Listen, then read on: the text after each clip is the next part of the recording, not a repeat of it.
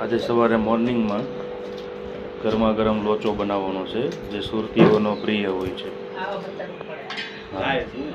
જો આ ધાણાનું કટિંગ થાય છે, ચટણી બનાવવા મળે, લોચાની ચટણી। આ મરચા, તીખા મરચાઓ, આ બટર છે,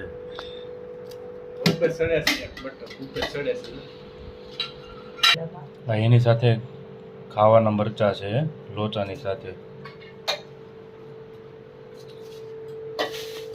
આ ચટણી બનાવવા માટે ખમણ બનાવ્યા છે જેની ચટણી બનાવશે।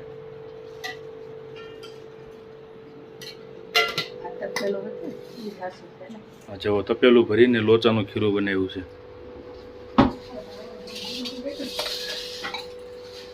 આમાંથી 15 થી 20 જણાનો લોચો બનાવવાનો છે।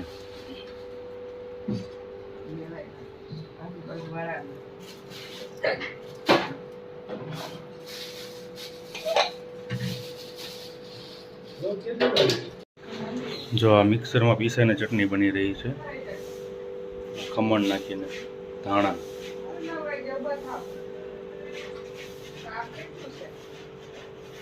આ ચટણી બની। જો એકદમ ઓરિજિનલ ચટણી લાગે ને, બહાર આપણે દુકાને ખાવા ગયા હોય એવી। આને મિક્સરમાં ક્રશ કરે છે।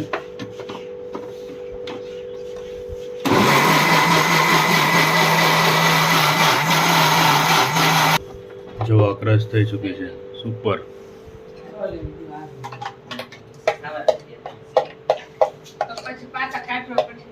એકદમ લજીજ ચટણી બને ને। આ ચટણીની રેસીપી તમારે જોઈએ તો કોન્ટેક કરજો, સ્પેશિયલ લોચાની ચટણી। જો આ પાછો એક બીજી વાર બનાવે છે। નાખવાની સેવ, નાયલોન ઝીણી સેવ, ગરમા ગરમ બને છે। આ ગરમા ગરમ પેકિંગ કરાવી છે, સ્પેશિયલ લોચા માટેની સેવ। બહુ બધી વેરાયટી છે અહીં પરચાનું।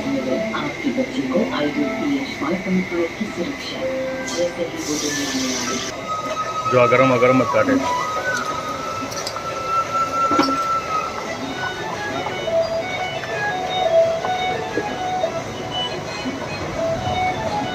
આવજો લોચો ખાવા।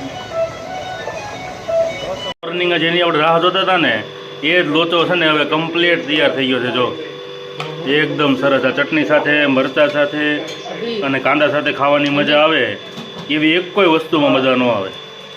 એકદમ સુપર। જો આ ચટણી, આ સેવ, આ ચાટ મસાલો, આ જો આ છોકરાઓ તો કેટલો ખાધો એને, હવે ઊભું થવાનું નામ નથી લેતું। આ હેમિલભાઈ, આ સાર્થકભાઈ, આ અભિષેકભાઈ, તો આ બધા ખાઈ દો। આજ મને લાગે છે ને બપોરે પણ જમવાની જરૂર નહીં પડે એટલો લોચો ખાય બધા। તો અહીંયા જે બનવાનું ચાલુ જ છે ડીશમાં। જો રજની કુમાર લોચો ખાઈને ઊભા થઈ ગયા છે, એને કેટલો ખાધો લોચો એને ખબર નથી, બોલો।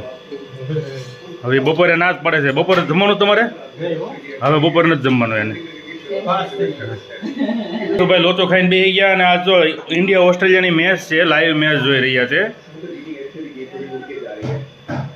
જવા ઇન્ડિયાની બેટિંગ છે, લાઈવ મેચ જોવે છે ભાઈ।